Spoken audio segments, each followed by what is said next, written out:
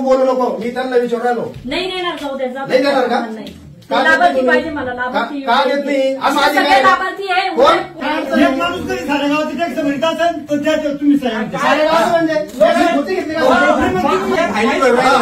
जे फायली भरून ना ते रात्री माझ्याकडे दिली ना, बाकीचं काय काम करणार नाही. तुम्ही सगळ्या गावात आमच्याकडे सगळ्यांच्या पहिली बघून साऱ्या गावाचे लोकप्रतिनिधी मला काय 30,000 रुपये देत नव्हते का हो तुम्ही? मग काय एवढा कालवा होता यांच्या पोटात, काय एवढा पोट सुरू उठलाय? गावकऱ्यांचा फायदा होतो म्हणून एवढा त्रास होतो यांना. म्हणजे मराव का गावकऱ्यांनी 30,000 रुपये वरून? कोणाच्या खिशात जातात ते पैसे 30,000? एवढं तरी आपल्याला अक्कल पाहिजे ना, सगळं कळायला पाहिजे ना की 30,000 रुपये घेण्यापेक्षा आपण 3,000 भरतोय म्हणून. आणि ते 3,000 आपल्या लेकरा बाळांच्या भविष्यासाठी कामा येणार आहे. लायब्ररी होते, व्यायामशाळी होते, शौचालय, इथं भागात मुतायला जात आहे लोक, इथं बसणार आहे लोक. आता इथं 3 टॉयलेट महिलांचे, 3 पुरुषांचे, फ्रीमध्ये सर्व्हिस आहे. 24 तास पाणी त्याला राहणार आहे. ही विहीर खोदून ठेवली, त्या विहिरीचं पाणी त्याला आम्ही सोडणार आहे. ते पाणी पिता येतं का ओढ्यातला?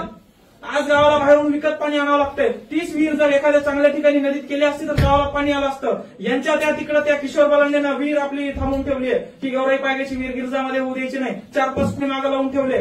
कोण विहीर करणार? आपली 1.5 कोटीची योजना त्या एका माणसामुळे थांबली आहे. इथं पुऱ्या मारायला लागले हातात. हे यांना कळतंय का गावचं नुकसान होतंय म्हणून? एका विहिरीवाल्यातून 4 लाख रुपयासाठी 10,000 जरी घेतले असते तर 10 लाख रुपये या ठिकाणी माझ्या खिशात आज जमा झाले असते. पण 1,10,000 रुपये तुमच्या ग्रामपंचायतीला आम्ही जमा केले. त्याचा रेकॉर्ड आहे. बँकेत पावत्या टाकल्या, त्याचं स्टेटमेंट काढायचं आणि बघायचं. मागचे 800 रुपये भरले ते सापडून राहिले. भाऊ कुठे गेले? 800 नाही, कमीत कमी 4.5 लाख रुपये, 3.5 लाख रुपये तिथं, 1.5 लाख रुपये पाडवीला. आणि गावात येणाऱ्याकडून प्रत्येक कामगाराची पावती फाडणाऱ्याकडून 1,000 रुपये 900 रुपये टॅक्स घेतलाय. ते एकाची पण नोंद इथं नाहीये पावतीला. ते बुकच गायब आहे. कोणाला बोलू मी? मागचं काढत बसू का? आता मला नवीन सुधारणा करायची आहे. इथं मागणी बसायला आणायची आहे. इथं थोडं रस्ता खराब आहे, तिथं रस्ता करायचा आहे. कुठून करू? जसं आहे तसंच ठेवायचं का?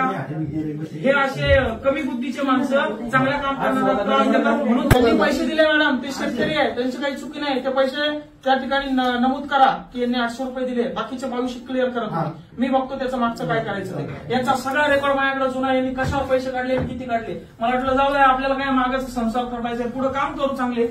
हे असे नाटके करायला लागले. हे शेतकरी आहे. आता भांदास शेठचा भाऊ आहे संदीप, त्या माणसाला इथं येता येत नाही का? त्यांना बोलता येत नाही का? त्यांना लिहिता येत नाही का? ते अनपढ आहे. इथं यायचा 3,000 रुपये टॅक्स भरायचा, फाईल मंजूर करून घ्यायची. त्यांना सांगितलं त्यांच्या वडिलांनी विहीर घेतली आहे, त्यांच्या भगवान भावराच्या नावावर विहीर आहे, भांदास शेठच्या नावावर विहीर आहे, संदीप नावाच्या नावावर आता विहीर पाहिजे. तर त्यांनी स्वतः यायला पाहिजे ना इथं. यांच्याकडे 3-4 फाईली जमा करून दिल्या म्हणजे हे सह्या करून घेऊन जाणार, टॅक्स भरून जाणार. पण ते नियमाचं काय? मागच्या वेळेस घोटाळा झाला, शिवनने आम्हाला विचारलं या फाईलवर तुम्ही सही का केली? रोजगार सेवक पण होते, ग्रामसेवक. मॅडम तुम्ही नव्हत्या? काय विचारलं शिवनी? तुम्ही याच्यावर सही कसं काय केली? म्हणे तुम्हाला अधिकार आहे, पण जोपर्यंत ग्रामसेवक सही करत नाही, सरपंच सही करत नाही, फाईल मंजूर होत नाही. मग तुम्ही जास्त 5 एकरपेक्षा जास्त असलेल्या सातबाऱ्यावर सही का केली? म्हणे तुम्हाला आताच तुम्ही अपात्र होता म्हणे. तर मी याच्या एका गोष्टीमुळे वाचलो, सर मी फाईल ठीक आहे सही केली, पण माझ्यावरचे पगार घेऊन काम करणार तुमचे अधिकारी त्यांनी ती मंजूर कशी केली, त्याची जिओ टॅगिंग कशी झाली, त्याचा वर्क ऑर्डर कशी झाली, त्याचं इस्टिमेट कसं झालं, माझ्याबरोबर या सगळ्यांना निलंबित करा, मी परत सोडायला तयार आहे. मी चुकीचं काम कसं करू? आता उद्या जर या फाईली तुमच्या झाल्या नाही, 3,000 रुपये मी तुमच्याकडनं घेतले, मला तिथं नागडं व्हायचंय, मला डोकं फोडायचंय, मला तिथं आंदोलन करायचंय, आंदोलन मी मोठमोठाले करतो, परत या फाईली टेबलवर येणार, ओरिजिनल फाईल यायची नाही, याची चौकशी होणार, उठणार कोण? मीच. मग हे कामं करत असताना 3,000 रुपये टॅक्स भरणं काय अवघड आहे? 30,000 रुपये देत नव्हते का हो तुम्ही? मग काय एवढा कालवा होता यांच्या पोटात, काय एवढा पोट सुरू उठलाय? गावकऱ्यांचा फायदा होतो म्हणून एवढा त्रास होतो यांना. म्हणजे मराव का गावकऱ्यांनी 30,000 रुपये वरून? कोणाच्या खिशात जातात ते पैसे 30,000?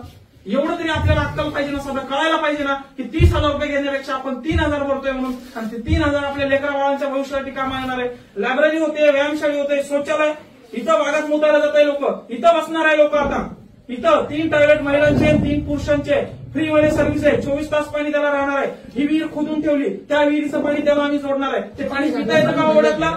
आज गावाला बाहेरून विकत पाणी आणावं लागतंय. 30 विहीर जर एखाद्या चांगल्या ठिकाणी नदीत केली असती तर गावाला पाणी आलं असतं. यांच्या त्या तिकडे त्या किशोर बालांना विहीर आपली थांबवून ठेवली आहे की गौराई पायगेची विहीर गिरजामध्ये होऊ द्यायची नाही. 4-5 फुटे मागे लावून ठेवले. कोण विहीर करणार? आपली 1.5 कोटीची योजना त्या एका माणसामुळे थांबली आहे. इथं पुऱ्या मारायला लागल्या हातात. हे यांना कळतंय का गावचं नुकसान होतंय म्हणून? सगळे इथं वर तोंड करून बोलायला मागची 800 रुपयाची पावती सापडा ना. वरकुंट्यावर ग्रामसेवक होतं, एवढं बुक भरून घेतलं होतं त्या विठ्ठलकडनं. 100 कामगार योजनेच्या फायली केल्या त्यानं, इकडे एकाकडनं 500 1000 रुपये घेतले. कुठे गेले ते पैसे? दिसायला पाहिजे ना लोकांचे पैसे होतील ते. गेला आता खाऊन काय आहे बघा, आम्हाला तेच काम आहे. हा पैसा नाही अत्याचार आहे. 800 रुपये चोरी करून आणले का त्या माणसानं? चहा विकतं ते माणूस 1-1 रुपयाचा कप दिवसभर इथं उभं राहून. शासन तुम्हाला 800 रुपये देणार. हे 800 रुपये शासन तुम्हाला देणार.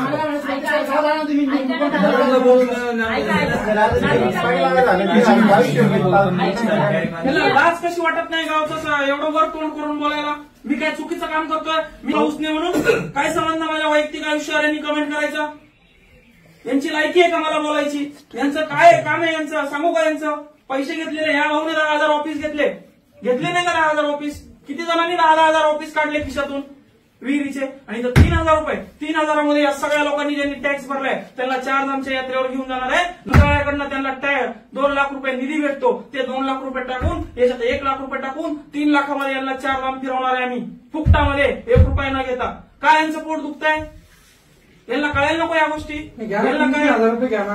ग्रामसभेत ठरलंय, एकाने वर वोट केला नाही तरी हे विरोध करताय. गावाच्या सगळ्या नागरिकांना विचारलं वर वोट करा म्हणून, तुम्हाला कोणाचा विरोध आहे म्हणून, तरी हे बोंबलायला लागले. आणि आज इथे येऊन 3-4 लोकांच्या फायली घेऊन आले आणि मला बोलायला लागले सह्या. कसं काय सह्या करणार मी? यांची जागीरदारी आहे का? कमी तुमचा पोट मारला गेला म्हणून बाकीचा लोकांना फायली घेऊन आले. यांनी मला मतदान केलंय, याचा मी लोकप्रतिनिधी आहे. यांच्या फायली घेऊन मी तिकडे असं लोकप्रतिनिधी पाहिलं नाही. 3,000 लायकी लागते त्याला. असा माणूस बघायला लायकी फायली यांनी आणल्या.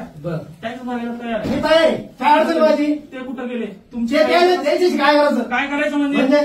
महाराज तुमचं थोडं चुकू राहील. काय पहिले 2 विहिरी भेटेल ते काय मग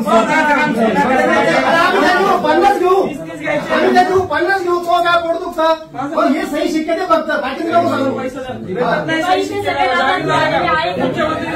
तुम्ही काय म्हणता? मुख्यमंत्री झालं का? यामध्ये आले नाही का? मुख्यमंत्री का? आहे का? मुख्यमंत्र्यापेक्षा जास्त पावर आहे आमच्या सहीशिवाय भेटणार नाही. मुख्यमंत्री तुम्हाला सांगा. 1000 लोकांचा अपमान करतात तुम्ही.